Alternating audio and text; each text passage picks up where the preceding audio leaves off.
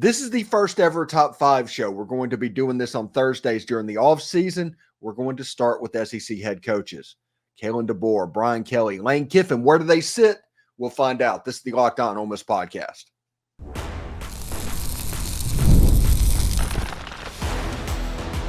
You are Locked On Ole Miss, your daily podcast on the Ole Miss Rebels. Part of the Locked On Podcast Network, your team every day. Hello, I'm Stephen Willis from the Locked On Ole Miss podcast, and this is going to be our first ever top 5 episode about the SEC head coaches. That'll be the topic of today. Where does your coach sit? And the way we're going to do this, most people count down. We're going to count up because that is more interesting in a situation like this. Number 1 for me, it's a free space. It's Kirby Smart. He is a guy that has basically remade SEC football over the last little bit. His whole defense is going to be top 100 players this season. He's won 2 national championships, I believe. And honestly, the SEC championship game that cost him, if Georgia would have gotten that tournament, they'd have won that as well. I think everybody realizes that. Kirby Smart's a really good coach. He handles it a little bit differently. It's kind of like a major role like what Nick Saban used to do, but it's kind of a modern twist on it. Georgia's got the capital to make it very successful as well. And he's just a really good football coach. When he got there in 2016, I remember him watching him take on Hugh Freeze in Oxford. And it was a game that Chad Kelly had Ole Miss up on them 42-0 at one point. And honestly, this season will be the first season that Georgia comes back to Oxford, I believe, since then. But it was not a good experience that day for the Georgia Bulldogs. But Kirby Smart has just basically built a machine in honestly the same vein as what Alabama built theirs into as well. Georgia's just built a monster, and it's basically all Kirby Smart at the moment. Now, the number 2 on my list is kind of difficult, and I'm going to go with Steve Sarkeesian. And the reason I'm going to go with Steve Sarkeesian is the totality of his situation. He's made it to a college football playoff. He's got a chance to get this rolling, and that is what's separating him from Kalen DeBoer, is the fact that he's at the same place that he took to the playoff a year ago, as opposed to going to a different place to where we don't know about fit, we don't know about work. So he gets the advantage of the Washington, Texas game, playoff game, because he is still at Texas. Steve Sarkeesian is an offensive guy. He's from the Pete Carroll system, a whole lot like Lane Kiffin at the moment. You can see the Norm Chow influences. They do matchup offenses. Their whole goal is to figure out a spot on your defense that you're weak and attack it through a matchup over and over and over again.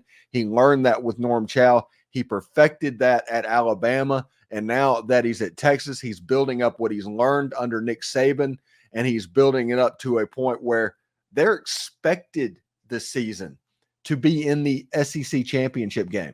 The SEC championship game, most people are expecting Texas versus Georgia in that game. Now, we talked about this yesterday or a couple of days ago on the podcast. Georgia plays at Texas and at Ole Miss. 2 losses are not off the table for the Georgia Bulldogs, and that's with the number 1 level coach. But Texas is in that period as well. So they could end up losing a game or 2 because of their schedule. This is going to be the hardest schedule that Texas has ever played this season. And so Steve Sarkeesian is going to have to get his money's worth.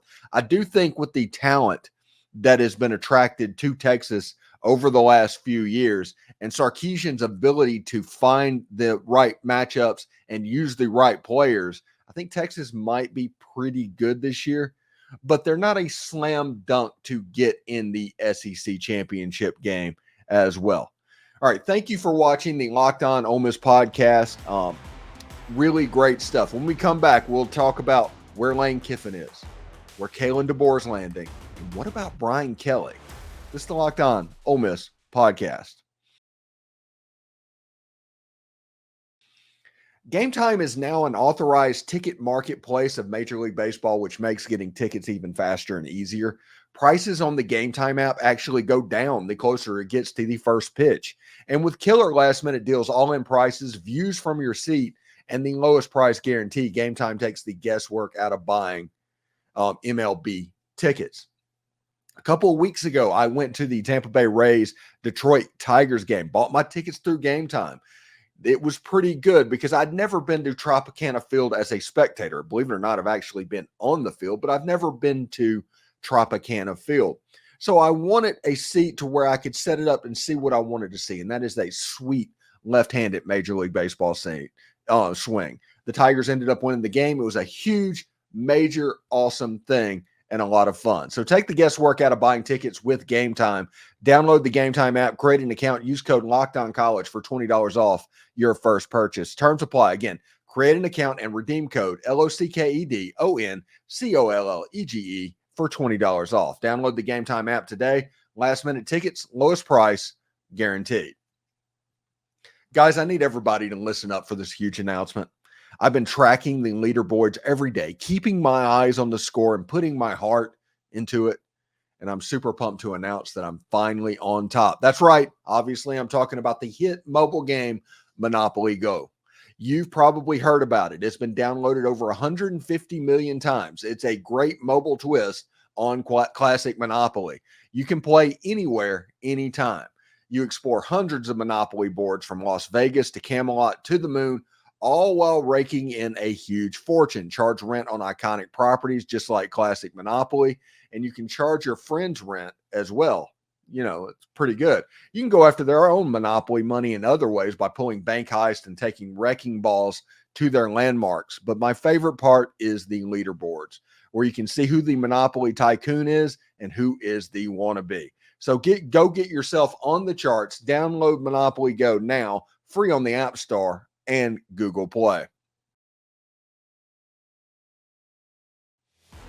Are you watching Fox Sports or ESPN on your TV all day and you have to turn down the volume with all that shouting?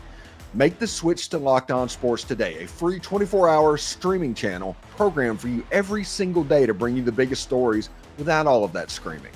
Locked On Sports today brings you can't-miss analysis, opinions, and news, streaming 24/7 on YouTube or the free Amazon Fire TV channels app, part of the Locked On Podcast Network. Your team every single day.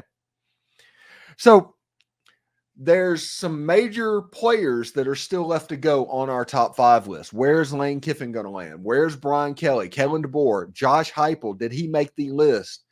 All of those questions are about to be answered, and it starts with number 3 on our list. That is Lane Kiffin. And when you consider where he is doing this at, Lane Kiffin arguably has a chance. If Ole Miss makes it and hosts a playoff game in November or December, Lane Kiffin's going to move up to 2 on this list. Now, there's no way that he can get to 1 on this list, but he will move up to number 2 on this list, according to me, if Ole Miss hosts a playoff game.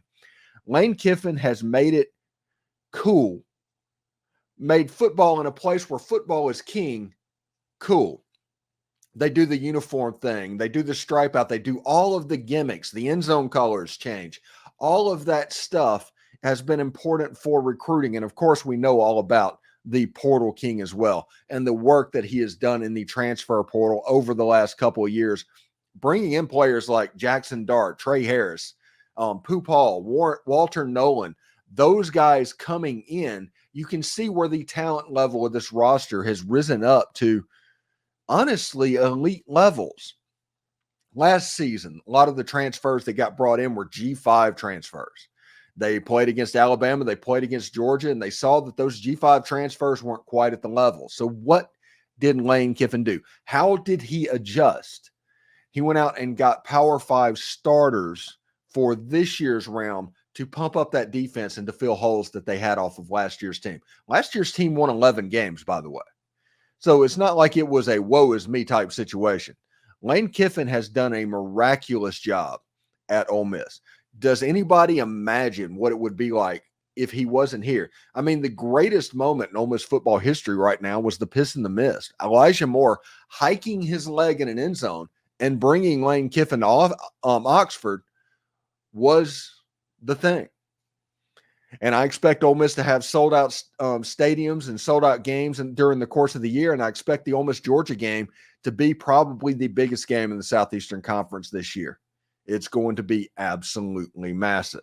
Number 4, Brian Kelly from LSU. And that is because of the success he has had. He's already won an SEC West at LSU. He made it to the playoffs, I believe, at Notre Dame. He is somebody that has had success in the conference, also had success out of the conference. That is the reason he is where he is and why the next person is where he is as well. So Brian Kelly at LSU. Now, last year was not a good team. If they did not have Jaden Daniels, LSU last year would have won 6 ball games. That defense was one of the worst that I have ever seen. But they ended up winning 10 games with that unit. That is a testament to Brian Kelly and another reason he deserves to be high on this list. Now, the question is, what will the LSU team look like this year since they lost their offensive coordinator? With that explosive offense, will that hurt? Jaden Daniels being gone, will that hurt? Will Garrett Nussmeier be the dude? How different will the offense look with Garrett Nussmeier as opposed to Jaden Daniels? All realistic, all real questions. LSU could win 7 games this year. They could win 10 games this year. And a lot of that will depend on how good of a quarterback Garrett Nussmeier can be. Now, they also lost Brian Smith and Malik Neighbors. They lost Logan Diggs through the transfer portal to Ole Miss. They have some pieces they need to replace at LSU. But it's LSU. They're going to have the talent to replace those players. Brian Kelly is doing a good job. He needs some things to go right, but he could have a pretty good team this year. And last on the list in the top 5 is Kalen DeBoer. Now, Kalen DeBoer, honestly, I went back and forth of whether or not I should even put Kalen DeBoer on this list. And the reason that I think that is because of my fear that Kalen DeBoer is Ray Perkins. He is Ray Perkins 2.0, following Nick Saban and all of that. He made the playoffs with Washington, and that was very impressive to do that through the Pac-12 and beat Oregon twice. That was all very impressive. I am not calling him a bad coach. I'm not calling Josh Heupel a bad coach either. He was the one that I was thinking either or. And the reason Kalen DeBoer there is that playoff berth with Washington. But I do have concerns about what he can do at Alabama. Now, every coach probably since World War II at Alabama has won 10 games in a season. Winning 10 games is not the bar at Alabama. I think Kalen DeBoer can do that as well. The bar for Alabama, and thanks to Nick Saban, is national championship or bust. So what happens if Alabama drops a game against Missouri, which has a chance to be a very plucky program this year? What happens if Auburn jumps up and gets them at the end of the year? What happens if Alabama is a 9-3 Citrus Bowl team in Kalen DeBoer's first year?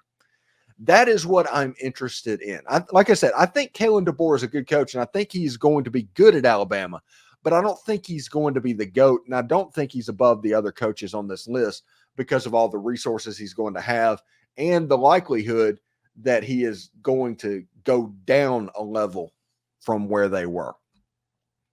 Should be really interesting, but that is my inaugural top 5. This is what we're going to do during the offseason this year until media days or whatnot. On Thursdays, we're going to do a top 5, and I'm going to ask all my guests for their version of it before I give you my version of it on Thursday night. So we'll see how that goes. We're going to try and have a little bit of fun with it. I hope everybody enjoyed it, and be sure to put your top 5 down in the bottom as well. Let me know if I missed anybody. Let me know if I'm wrong on something. Let me know if I'm crazy about some take that I'm making. I would appreciate that. But anyway, thanks again for making the Locked On Ole Miss podcast your first listen every day. We're free and available wherever you get your podcast, including YouTube. We're part of the Locked On Podcast Network, your team every single day. Take care, everyone. Hotty toddy.